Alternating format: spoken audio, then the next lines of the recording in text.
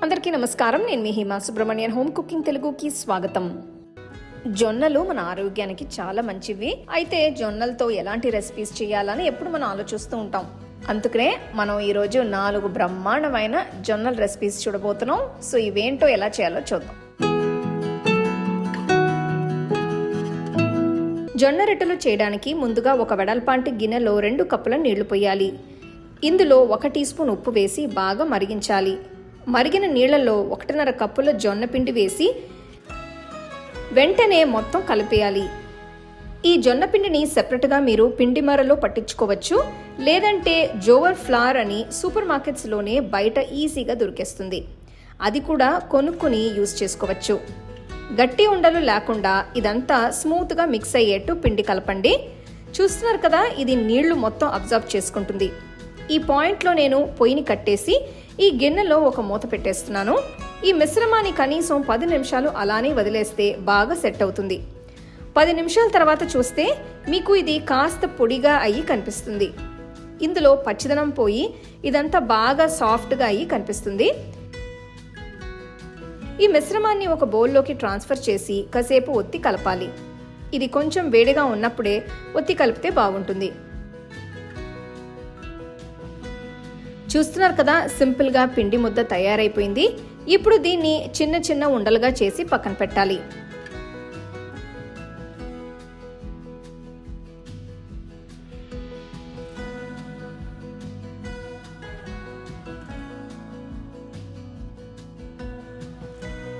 ఆ తర్వాత ఒక్కొక్క పిండి ముద్దని తీసుకుని పొడి పిండిలో ముంచి కోట్ చేసిన తర్వాత మామూలు చపాతీ లాగానే జాగ్రత్తగా ఒత్తాలి. ఇది మరీ పల్సగా కాకుండా కాస్త మందంగా ఉండేట్టు ఒత్తాలి, లేదంటే పిండి విరిగిపోతుంది.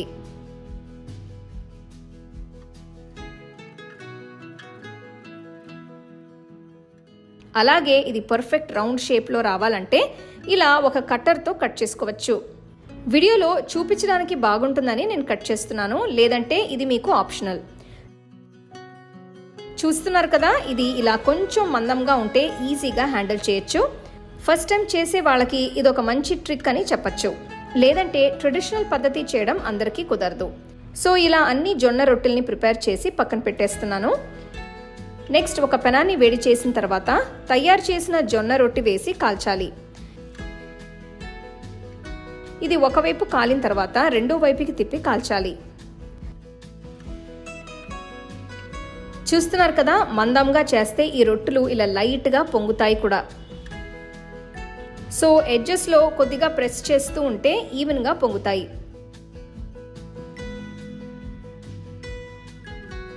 ఇది 2 వైపులా బాగా కాలిన తర్వాత నెయ్యి కొద్దిగా అప్లై చేస్తున్నాను. మీకు కావాలంటే నూనె కూడా రాయొచ్చు, బట్ నెయ్యి కానీ నూనె లాంటివి రాయకపోతే ఈ రొట్టెలు బాగా డ్రైగా అనిపిస్తాయి. అంతే అండి, ఎంతో సాఫ్ట్గా ఉండే హెల్తీ జొన్న రొట్టెలు తయారైనట్టే. వీటిని మీరు మామూలు చపాతీలకి బదులు చేసుకుని తినచ్చు. మీకు నచ్చిన సైడ్ డిష్తో మీరు వీటిని వేడివేడిగా ఎంజాయ్ చేయొచ్చు. సో తప్పకుండా ఈ రెసిపీని ట్రై చేసి చూడండి. అలాగే నా వీడియోస్ అన్నిటినీ మీరు మిస్ అవ్వకుండా చూడాలంటే హోమ్ కుకింగ్ తెలుగు ఛానల్ని లైక్ చేసి, షేర్ చేసి, సబ్స్క్రైబ్ చేయండి.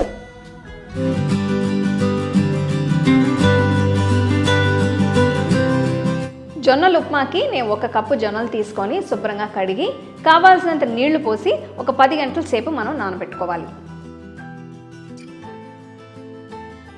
సో జొన్నల్ని ఒక 10 గంటల సేపు నానబెట్టాను కదా, బాగా సోక్ అయిందనమాట. ఇప్పుడు నేను ప్రెషర్ కుక్కర్కి మార్చేస్తున్నాను. జొన్నలు బాగా మునిగేంత వరకు నీళ్లు పోసుకోవాలి.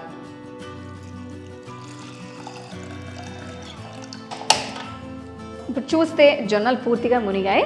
నీళ్లు ఒక 1/2 ఇంచ్ వరకు పై వరకు నేను పోసాను.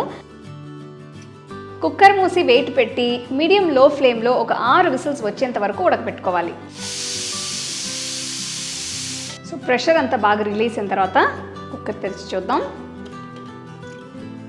జొన్నలు చూడండి ఎంత బాగా ఉడికాయో.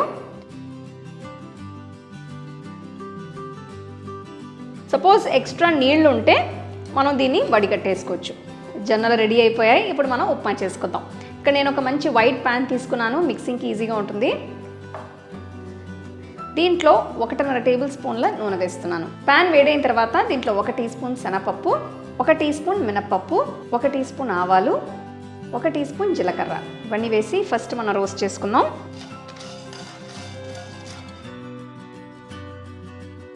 సో లైట్గా రోస్ట్ చేసిన తర్వాత నేను ఇప్పుడు దీంట్లో ఒక 2 టేబుల్ స్పూన్ల పల్లీలు వేస్తున్నాను. ఇవి రోస్టెడ్ పీనట్సే, మీరు పల్లీలు కానీ జీడిపప్పులు కానీ ఏవైనా వేసుకోవచ్చు.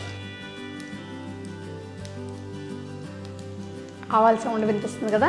ఇప్పుడు దీంట్లో కొన్ని ఎండుమిరగాయలు, కొద్దిగా ఇంగువ వేసి కొంచెం మిక్స్ చేసేద్దాం.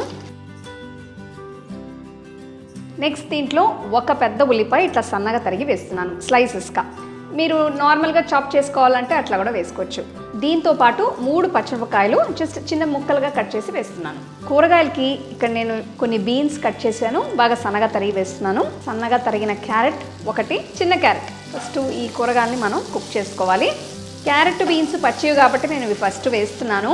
బాగా సన్నగా తరిగి వేస్తే మీకు ఎమ్మటే ఉడికిపోతాయి. ఒక 5 నిమిషాల తర్వాత దీంట్లో 1/2 కప్ అంతా ఉడకపెట్టిన పచ్చి బఠానీ వేస్తున్నాను.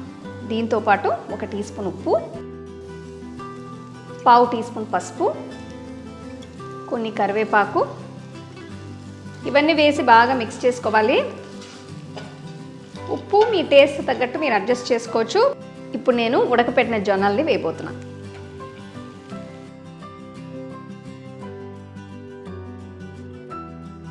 వేసిన తర్వాత బాగా మిక్స్ చేసుకుందాం. చూడండి, చూస్తానికే ఎంత కలర్ఫుల్గా ఉందో. ఇప్పుడు జొన్నలు వేసిన తర్వాత మీరు ఉప్పు చూసి కావాలంటే కొంచెం వేసుకోవచ్చు. 5 నిమిషాల తర్వాత దీంట్లో ఒక అరచక్క నిమ్మకాయని పిండుకుందాం. దీంతో పాటు కొంచెం ఫ్రెష్గా తురిమిన కొబ్బరి మీకు ఎంత కావాలో అంత వేసుకోండి. ఫైనల్గా కొంచెం కొత్తిమీర, అది కూడా వేసుకుందాం. వేసి మొత్తం ఒక్కసారి కలిపేద్దాం. అయిపోయింది మన జొన్న ఉప్మా. సూపర్గా చూడండి. ఆహా, చూస్తానికి ఎంత బాగుందో. చాలా సింపుల్ రెసిపీ. మీరు మార్నింగ్ బ్రేక్ఫాస్ట్కి ఇట్లా చేసుకుని తినచ్చు. ఇలాగ నేను చాలా హెల్తీ బ్రేక్ఫాస్ట్ రెసిపీస్ చేశాను. ఆ లింక్స్ అన్ని కూడా నేను మీకు డిస్క్రిప్షన్లో ఇస్తాను. తప్పకుండా అవన్నీ ట్రై చేయండి. ఇలాంటి హెల్తీ రెసిపీస్ వేరే ఏదైనా మీరు చూడాలనుకుంటే నాకు కమెంట్ సెక్షన్లో పెట్టండి. తప్పకుండా నేను చేసి చూపిస్తాను. జొన్న ఉప్మా బ్రహ్మాండంగా రెడీ అయిపోయింది. ఇప్పుడు నెక్స్ట్ తిని ఎలా ఉందో మీకు చెప్తాను.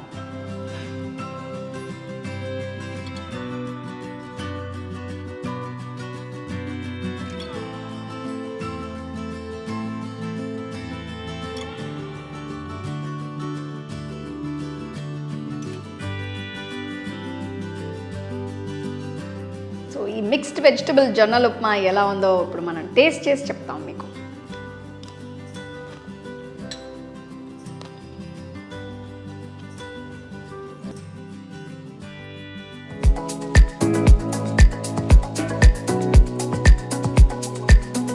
జొన్న రవ్వ కిచిడి చేయడానికి నేను 1/2 కప్పు జొన్నల్ని ఒక ప్యాన్లో వేస్తున్నాను. ఇందులో నూనె లాంటివి ఏమీ వేయకుండా వీటిని ఇలా డ్రైగా రోస్ట్ చేయాలి. జొన్నలు ఆరోగ్యానికి చాలా మంచివి. ఇందులో ఫైబర్ కంటెంట్ ఎక్కువగా ఉంటుంది కాబట్టి ఇది డైజెషన్కి బాగా హెల్ప్ చేస్తుంది. పొయ్యిని మీడియం ఫ్లేమ్లోనే ఉంచి వీటిని ఒక 5 నిమిషాల పాటు వేయించాలి.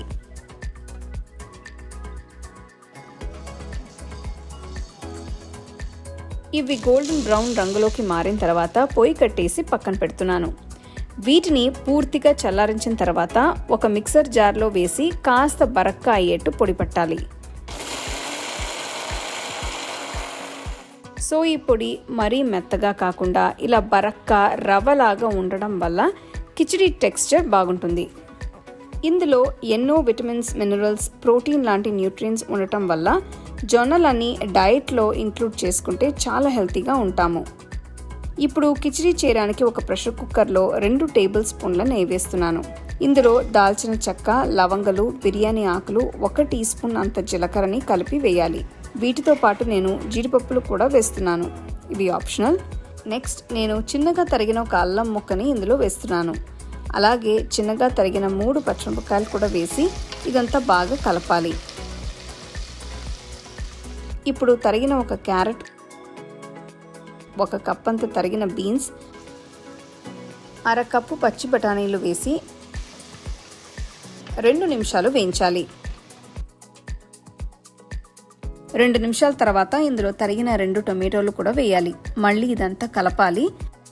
ఇందులో ఉల్లిపాయలు, వెల్లుల్లి లాంటివి ఏమీ అవసరం లేదు. అలాగే మీకు కావాల్సిన వేరే వెజిటబుల్స్ కూడా మీరు ఇందులో యాడ్ చేసుకోవచ్చు. ఇప్పుడు 1/2 కప్పు పెసరపప్పుని శుభ్రంగా కడిగి కుక్కర్లో వేయాలి. ఇదంతా బాగా కలపాలి. ఇందులో నూనెకి బదులు నెయ్యి వేయడం వల్ల చాలా మంచి ఫ్లేవర్ యాడ్ అవుతుంది. అందుకే నేను నెయ్యిని యూజ్ చేశాను. ఇప్పుడు ఇందులో 1/2 టీ స్పూన్ పసుపు, 1 టీ స్పూన్ ఉప్పు, 1 టీ స్పూన్ గరం మసాలా పొడి వేసి ఒక్కసారి కలపాలి. పొయ్యిని లో ఫ్లేమ్లో ఉంచి ఇదంతా వేయించాలి. చివరిగా ఇందులో పొడి పట్టిన జొన్నలను వేసి మిక్స్ చేయాలి. లో ఫ్లేమ్లో వేస్తే ఇది కూడా మాడిపోకుండా ఉంటుంది. సో వెజిటబుల్స్తో కలిపి రవ్వని కూడా 2-3 నిమిషాలు వేస్తే కిచిడి చాలా బాగుంటుంది. ఈ పాయింట్లో నేను 4 కప్పుల నీళ్లు పోస్తున్నాను. ఇది 250 ml కప్. ఇది కూడా బాగా కలిపిన తర్వాత ఒక 10 నిమిషాలు ఉడికించాలి.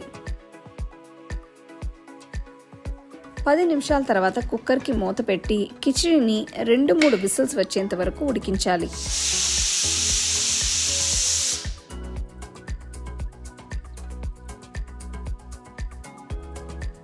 పొయ్యి కట్టేసిన 5 నిమిషాల తర్వాత చూస్తే మీకు కిచిడి చక్కగా క్రీమీగా కుక్ అయి కనిపిస్తుంది. దీన్ని ఒక సర్వింగ్ బౌల్లోకి ట్రాన్స్ఫర్ చేసుకున్న తర్వాత వేయించిన జీడిపప్పులు, కొత్తిమీరతో గార్నిష్ చేస్తే చాలా బాగుంటుంది. అంతే, ఎంతో హెల్తీ జొన్న రవ్వ కిచిడి తయారైనట్టే. దీన్ని మీరు కీర రైతా లేదంటే బూందీ రైతాతో సర్వ్ చేసుకుంటే చాలా బాగుంటుంది.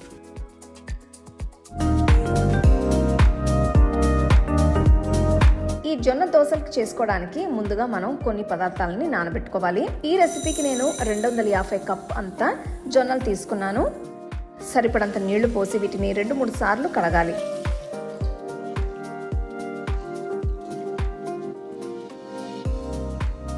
కడిగిన తర్వాత నీళ్లు వడకట్టేసి సరిపడంత నీళ్లు పోసి జొన్నల్ని ఒక 6 గంటల పాటు నాననివ్వాలి.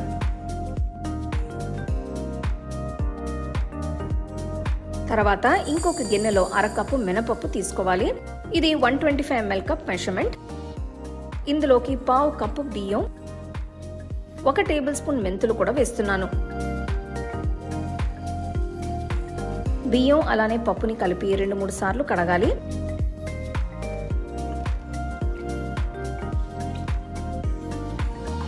సరిపడంత నీళ్లు పోసి వీటిని కూడా ఒక 6 గంటల పాటు నాననివ్వాలి.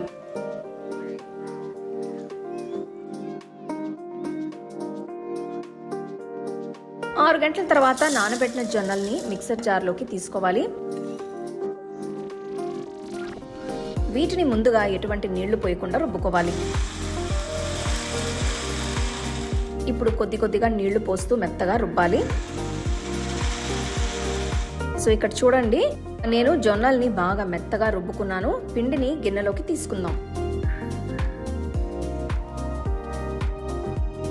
తర్వాత నానబెట్టిన మినపప్పు, బియ్యం కూడా మిక్సీ జార్లోకి వేసుకుందాం. ఇందులోకి కూడా కొద్దిగా నీళ్లు పోస్తూ మెత్తగా రుబ్బుకోవాలి.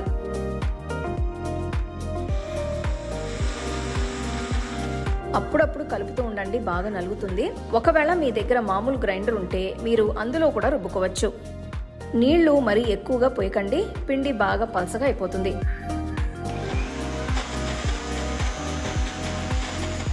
చూడండి, మనకి పిండి ఇలా మెత్తగా వస్తే సరిపోతుంది. ఈ మినపప్పు, బియ్యం పిండిని కూడా జొన్న పిండి మిశ్రమంలో వేసుకోవాలి. ఇందులోకి 1/2 టీ స్పూన్ వరకు ఉప్పు వేసి 2 మిశ్రమాలని బాగా కలిసేటట్టు కలుపుకోవాలి. చూడండి, పిండి మిశ్రమం చాలా బాగా వచ్చింది. ఈ పిండిని మనం 8 గంటలు లేదా రాత్రి అంతా కూడా పులియబెట్టాలి.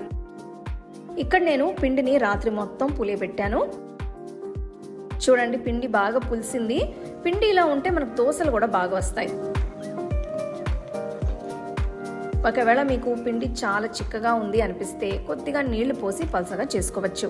అదే విధంగా నేను 1/2 టీ స్పూన్ ఉప్పు కూడా వేస్తున్నాను. ఒక్కసారి కలుపుకుందాం. చూడండి, మనకి పిండి ఇలా దోశ వేయడానికి వీలుగా ఉంటే సరిపోతుంది.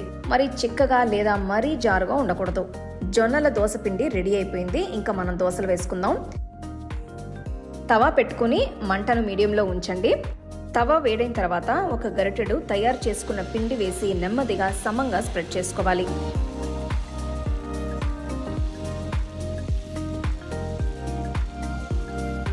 ఇక్కడ నేను నూనెకి బదులు నెయ్యి వేస్తున్నాను. ఇలా మీరు కూడా చిన్న బ్రష్తో నెయ్యి అంతా కూడా దోశ మొత్తం స్ప్రెడ్ చేసుకోవచ్చు. మీకు మీ దోశలు ఎలా ఉంటే ఇష్టపడతారు? కరకరలాడుతూనా లేదా మెత్తగా ఉంటేనా? నాకు కమెంట్ సెక్షన్లో చెప్పండి.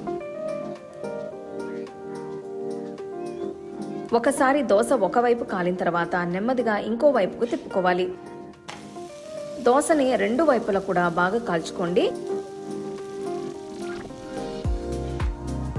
మన కరకరలాడే జొన్నల దోశ వేడివేడిగా రెడీ అయిపోయింది. చట్నీలు అంటే ఇష్టమైన వారికి మన ఛానల్లో నేను ఇదివరకు చాలా చట్నీలు చేశాను. వాటి లింక్స్ అన్ని కూడా డిస్క్రిప్షన్లో ఇస్తాను, ఒకసారి చెక్ చేసుకోండి. ఈరోజు నేను ఈ కరకరలాడే వేడి జొన్న దోశల్ని కొబ్బరి పచ్చడి అలానే టొమాటో పచ్చడితో సర్వ్ చేస్తున్నాను.